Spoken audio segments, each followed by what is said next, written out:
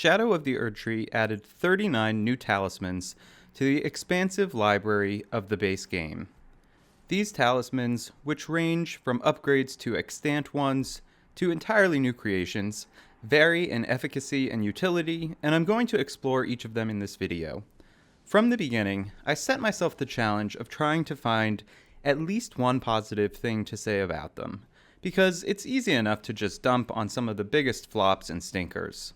Doing so made me imagine playstyles and strategies I don't normally consider, but I also won't hold back from criticizing them either. I'm not going to test out all of the upgrade talismans, because they just improve ones that already exist. I will put a table of their stats at the end of the video, and you can just pause it there if you want that information. I'm gonna start with a few outliers. First, the Outer God Heirloom. There's no sense of testing this out because it simply raises Arcane by 5. The merit of this talisman is that it completes the base game's slate of heirloom talismans that raise stats by 5. It was a puzzling omission that was rectified by the DLC. One could imagine entering the DLC without having leveled up Arcane very much, and this talisman might get you to the threshold to use a new Arcane scaling weapon.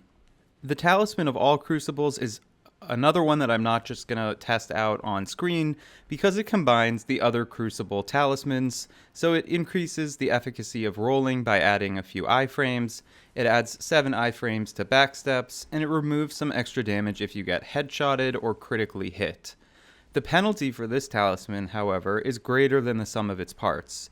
It debuffs your damage negation by a whopping 45%, which is considerably larger than the individual talismans that it combines. The Feather Crucible Talisman, for example, increases dodge roll efficacy, but negates your damage absorption by 30 as opposed to 45%. So this Crucible is good only if you rely so heavily on each of its combined benefits that it's worth making yourself nearly 50% more vulnerable. Finally, the Talisman of Lord's Bestowal is utterly befuddling to me. It raises your poise for 2 seconds after you consume a flask of tears. I simply cannot envision a scenario in PvE in which this is even microscopically useful.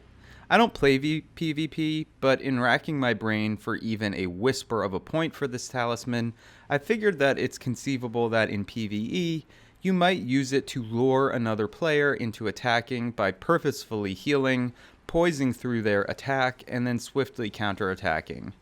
But even that seems like so niche and far-fetched and so limited in application that I still really struggle to understand this one. Maybe you can let me know in the comments if you have an idea. For our first proper examination, we'll start with the Blade of Mercy.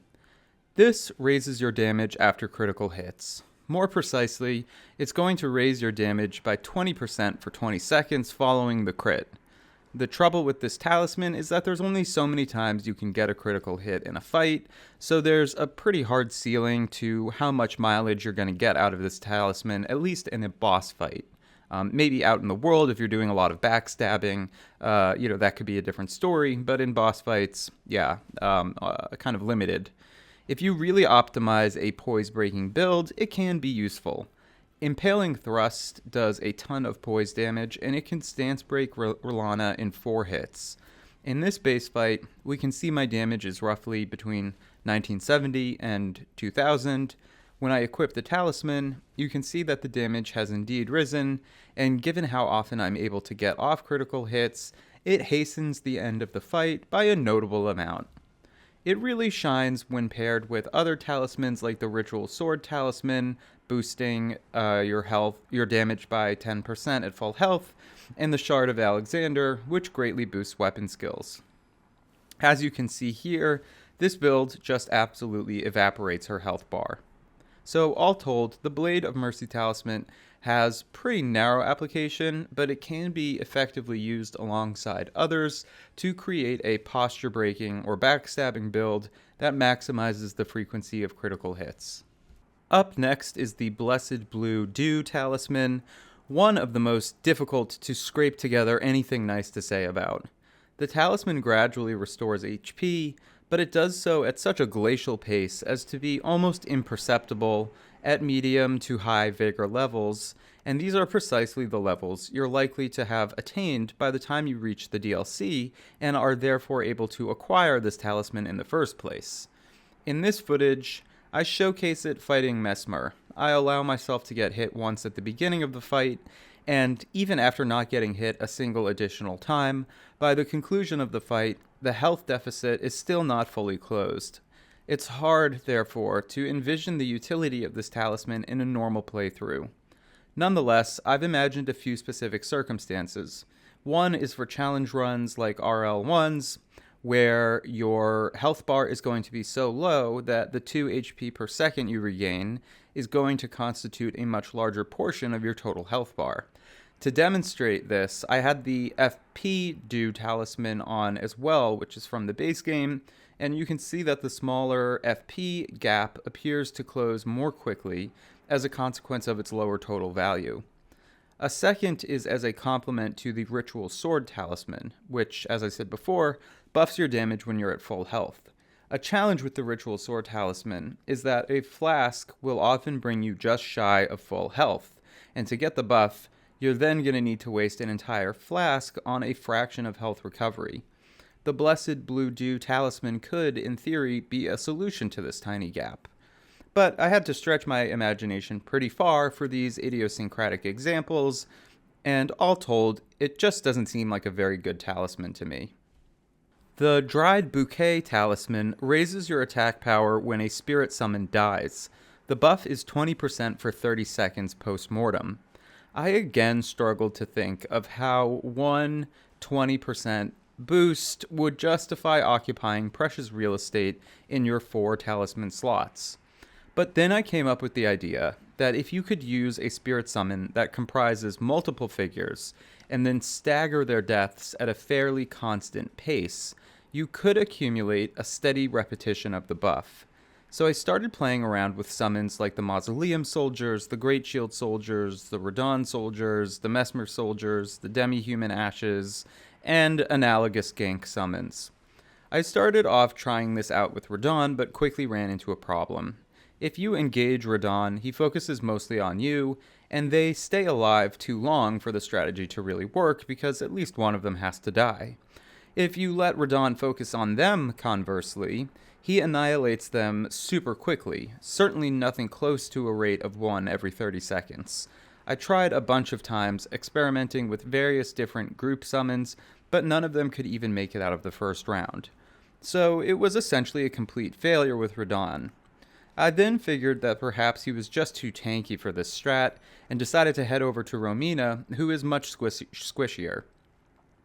Here I had a little bit more success, but I encountered the opposite problem. Again trying various summons, while 1 or 2 might die in the beginning, I got her into phase 2 quickly enough that most of them were still alive. In general, when using summons, this would be a good thing.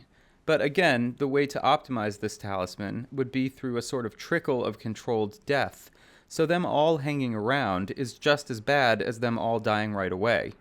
Eventually I gave up, killing her with most of my summons still alive, and probably having racked up max a minute of damage buff from the talisman.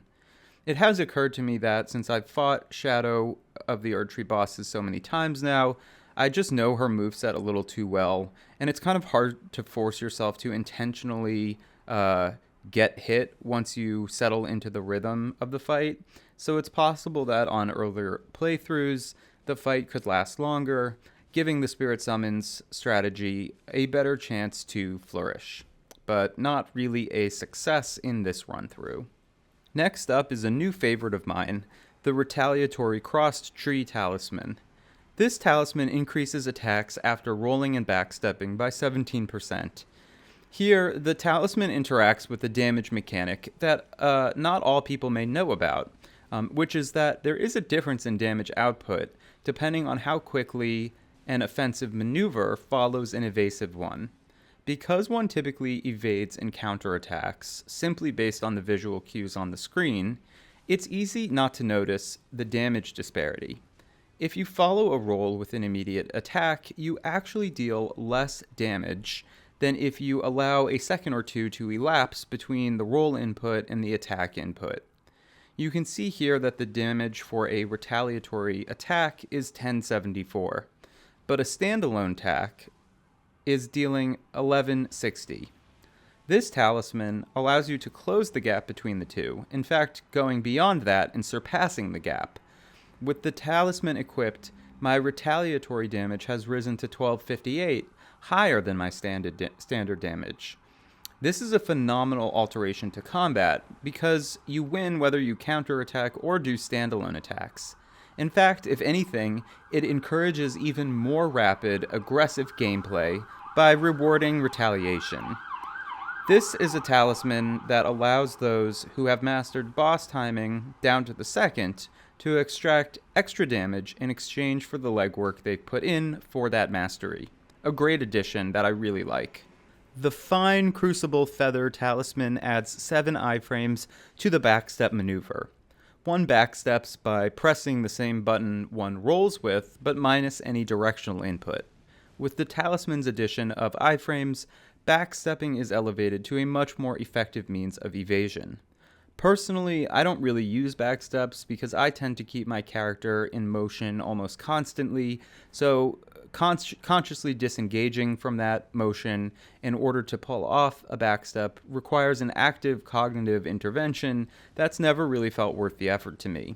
For those who are comfortable with a more stationary playstyle, however, this talisman is sure to make such a playstyle all the more viable and rewarding. The Ailment Talisman is at first glance a bit of an oddity. It boosts resistance to the last status ailment suffered. One might wonder why you'd use this over one of the talismans that just boosts immunity or focus or robustness without having to suffer the ailment in the first place. But the answer lies in the amount of resistance the talismans bestow. The Ailment Talisman boosts the resistances by 350, whereas the most upgraded versions of the individual status talismans raise the resistances by either 180 or, in one case, 230. So the Ailment Talisman gives you the option to suffer a status ailment once, immediately heal yourself with a bolus, and then get a higher resistance than you'd get using the older talismans. On the screen, you've been watching a comparison in the Lake of Rot, but of course I could have done this in a poison context, or in the Madness Village in Liurnia, and so on and so forth. St. Trina's Smile raises attack power by 20% for 30 seconds after sleep is inflicted in the area. The talisman complements the augmented repertoire of sleep materials in the DLC. The drawback is that not a ton of bosses are sleepable, but some tough enemies definitely are. When coupled with the Velvet Sword of St. Trina, which passively procs sleep and which procs sleep more actively with its weapon skill, I was able to completely demolish the Red Bear boss, an otherwise very difficult encounter. I can also imagine making use of this talisman in the Godskin duo fight as well. The Lacerating Crossed Tree Talisman enhances running attacks by 15%. On its own, it's pretty straightforward to understand, and you can see the difference in damage output on the screen. I was more curious about trying to settle some divergent claims I found about it on Reddit and other places on the internet. The first claim that was disputed online was that it works with weapon skills that cause the player to dash forward. Specifically, some claimed that the skill associated with the 2 iterations of the Blink Bolt axes from the DLC can be buffed by this talisman because you thrust forward with it. I tested this claim on Midra and on the Divine Beast Dancing Lion, and I tested it with both the dual axes and the single axe version. Both with and without the talisman, the damage for a fully connected discharge of the Blink Bolt skill was 2206, making it definitively clear that dash skills and Ashes of War are not buffed by this talisman. Another claim I saw on Reddit was that the Lacerating Cross Tree Talisman boosts attacks when Torrent is running. For this, I headed to Shadowview and messed around with this Black Knight. Again, I went a number of rounds against him, and the damage was identical with and without the talisman equipped. So I do think it's safe to extrapolate that this talisman works only with a strictly defined dash attack.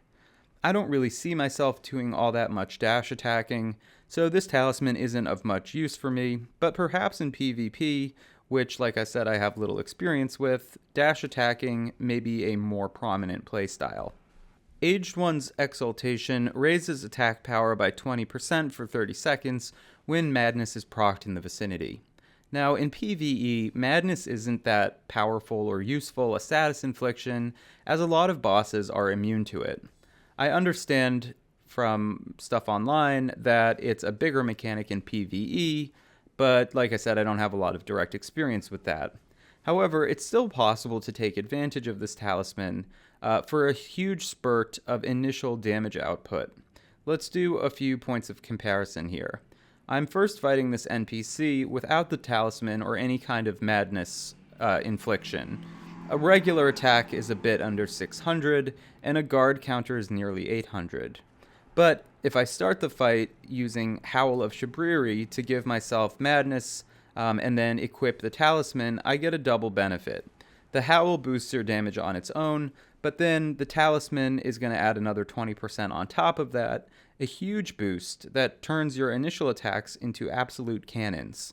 This isn't an economical strat for bosses with like 40,000 health like Midra or Meteor, but for lesser encounters like the NPC ones, the 20 seconds of firepower can really trivialize a fight. The Verdigris Talisman raises your damage absorption the heavier you are. You get a 10% boost at heavy load and 20% if you're over encumbered. This is another one that I struggled to see myself ever using in practice outside of very contrived challenge runs.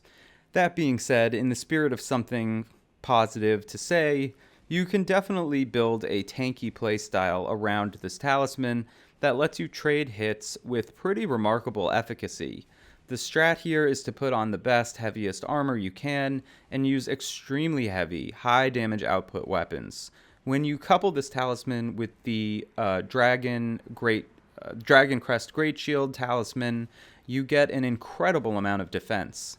These Radon attacks that can normally lop off like 50% of your health do individually hardly any damage here. So that's how you could potentially use that one.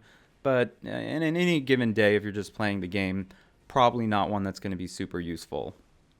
The Crusade Insignia Talisman will raise your damage output by 15% for 20 seconds after an enemy dies in the vicinity. It's worth noting that you don't actually have to kill them, they just have to die in the area. This makes it a solid pick for internecine gank fights, such as those found in Caelid and by this dragon in the DLC. The damage doesn't stack for multiple enemy deaths at once, but since it only lasts 20 seconds, in big group fights, the meter is likely to reset back to 0 pretty quickly after it first expires, given the high rate of death in the area. It certainly helped lop off great swaths of health on this rather annoying dragon encounter. After fighting the dragon, it occurred to me that this talisman is actually really useful when you're just progressing through the open world. Especially in dense areas of enemy concentration, you basically get a continuous 15% boost because of how often enemies around you are dying, making it a much more solid choice for a baseline walking around talisman than might at first seem obvious. Because of this kind of hidden but amazing application, this talisman wound up unexpectedly being one of my MVPs from the DLC, and I really didn't expect that before I actually tested it out walking around in the world. So a pretty cool find there. The Pearl Shields Talisman will reduce all non-physical damage while guarding by 20%. I tested this talisman out with Bale, gauging its ability to diminish damage from Bale's fire attacks. First, I started with the shield that, as far as I can tell, has the highest fire damage negation. An idiosyncrasy of FromSoft games is that while shields that block 100% of damage, physical damage, are pervasive, there are no shields that block 100% of non-physical damage. Nonetheless, this shield comes pretty close. You can see the difference before and after the application of the talisman. But somewhat counterintuitively, it's actually going to be more economical to use a shield that doesn't have such a high base negation. This is because the talisman is removing a percent of the damage you take, so the raw number is going to be higher when that initial damage number is also higher. You can see that with this lighter shield with lower negation, the physical length of the health bar has a greater distance that it's been closed between pre and post talisman than it does with the first shield. So that's something to bear in mind if you're going for a sword and board build. I'd say, though, that this is a solid talisman for that type of playstyle. The smithing talisman complements the slate of new throwing weapons innate to the DLC. The R2s of these weapons will eject them towards the enemy before they rematerialize in your hand. The talisman applies to this throwing attack, boosting it by 10%. I tested it out with a few and did a pre and post comparison, but everything is pretty straightforward here, just a standard damage augmentation to a clear-cut set of attacks. There are a few minor caveats worth noting. The talisman does indeed apply to throwing knife consumables, which is a pretty neat feature. It also applies to the Spectral Lance Ash of War. I tried it out with other weapon skills that feature some sort of ejection or projectile, but it didn't work for any of them, and so it does appear that this is the only weapon skill that it works with. Talisman of the Dread raises magma attacks by 15%.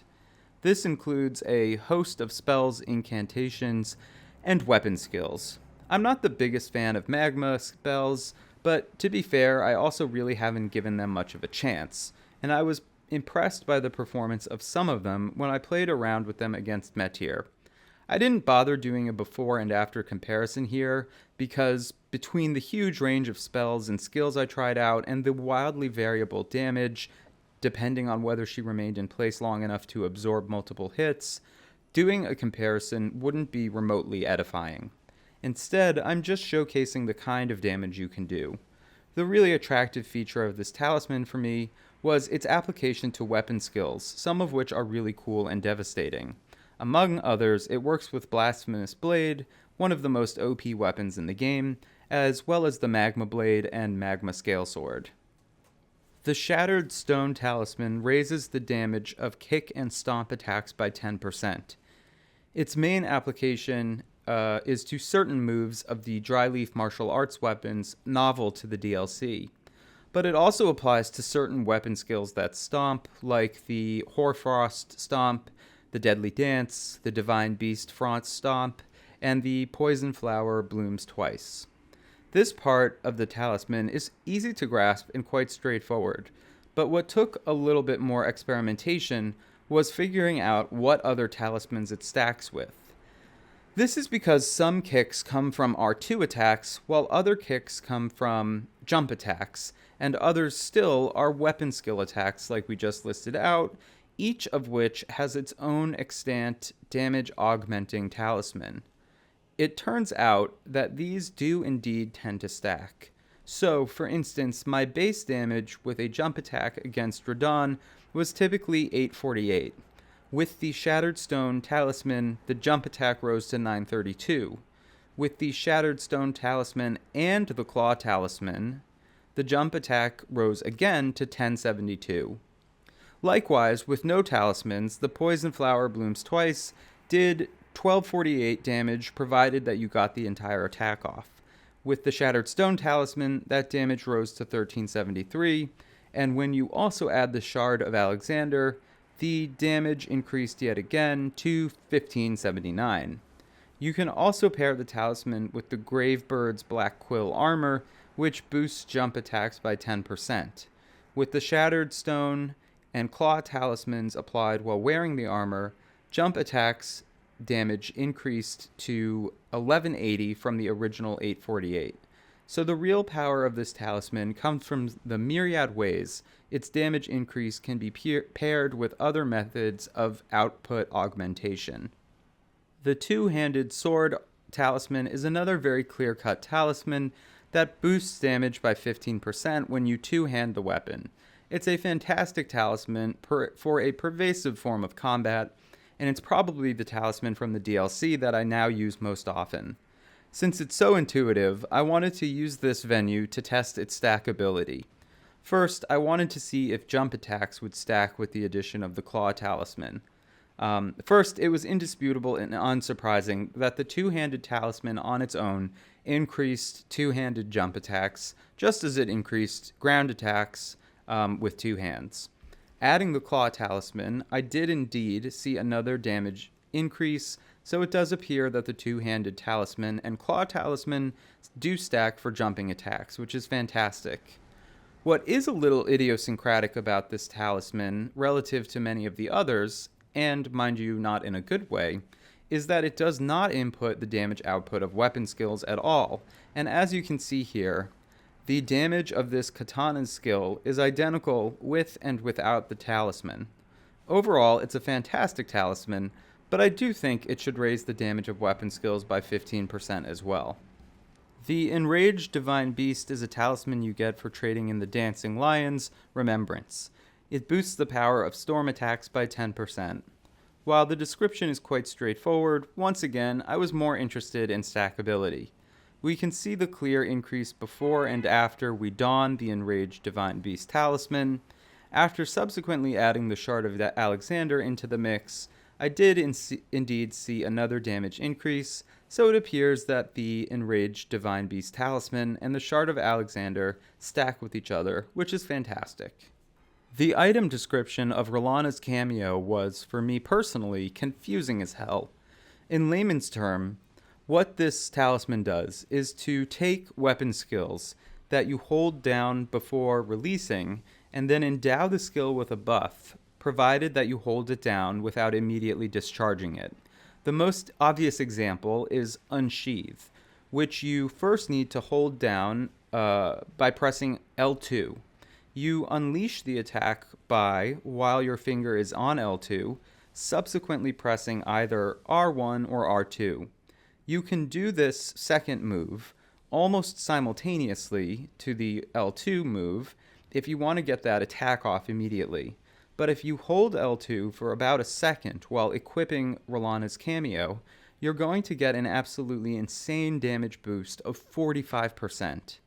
Incredibly, you really don't have to hold it down for anything close to a long time before the buff comes into effect, and you can also see that there's a clear visual cue in the form of a body aura to help let you know once the Cameo has come on board. Even more incredibly, the Cameo stacks with the Shard of Alexander, raising the damage increase from 45 to 67%.